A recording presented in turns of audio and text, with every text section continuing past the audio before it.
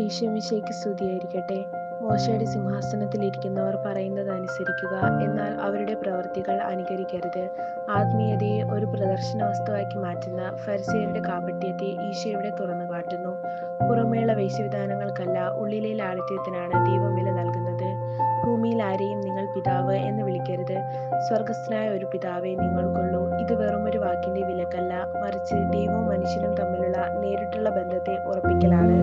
സ്ഥാനമാനങ്ങൾക്കും പദവികൾക്കും അപ്പുറമുള്ള സാഹോദര്യത്തിന്റെ ആത്മീയതയാണ് ക്രിസ്തുവിൽ അവതരിപ്പിക്കുന്നത്.